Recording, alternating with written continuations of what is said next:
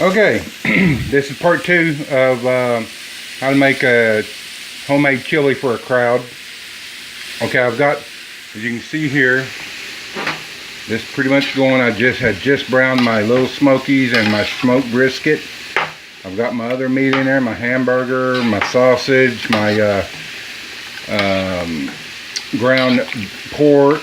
I've got my veggies in there except for my peppers and my onions. Now I'm going to smoke these, sweat these onions until they just get a little bit translucent. My peppers I'm going to wait till later. We have some people at church who have pepper allergies or allergic or whatever, so I'll make them a special batch off to the side. There's not many of them. So here's my spices here. I've got ready to go in. Now this will not be the last time I add spices. This is just a basic, and how much is this? I don't know. Here's my hand. You know, teaspoon, couple tablespoons of this. It's to your taste. Okay.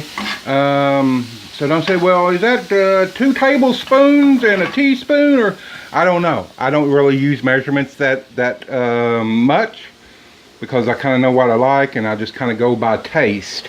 Sometimes it may take, there's your chili powder. Sometimes it may take a lot. Sometimes it may take little. There's the Montreal seasoning. That's my secret recipe, my secret ingredient. But anyway, all goes in here.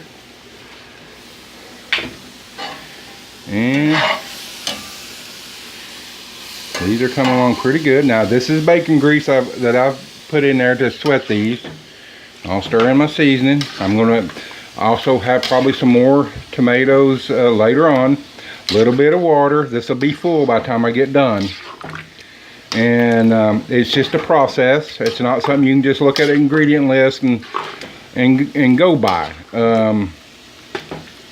If you need something quick and nasty, just go down there and buy a couple of them number 6 cans of Wolf brand chili and be done with it. Otherwise, this is pretty much, as far as I'm concerned, it's an all-day thing.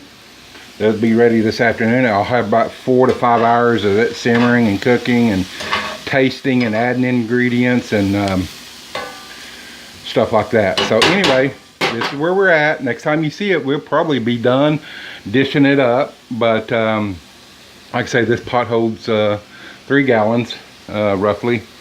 Actually a little over, I think, 3 1/4. I don't remember. It's a nice heavy bottom pot.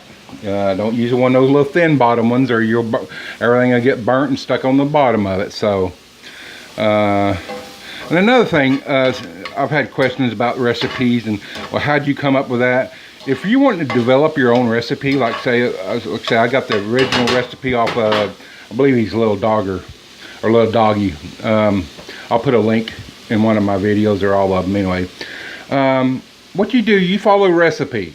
And if you don't like something, next time you make that recipe, you change one thing, not 2, not 3, and then go, oh, well, I didn't like that either. Change one ingredient in that recipe,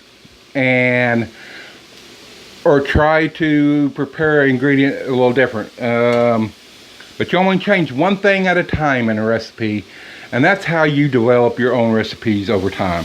I know we live in a world that oh, we got to have it right now, and let me tell you, for great homemade chili, there is no app for that.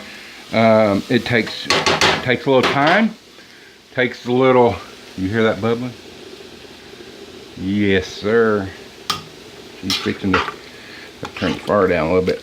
But there's no quick and easy way to come. Look how red that's turning with all that chili powder and that good stuff in there. But there's no easy, quick way for this chili. It's going to take how long it takes, and your ingredients are going to have to meld. And like I said, if you need something now, go down and buy a couple cans of Wolf brand or Hormel or whatever you like, you know. This takes time. So anyway, catch us here in a little bit. I'll show you the end result. There's going to be some cornbread with it too. And till later, guys. Part 2 done.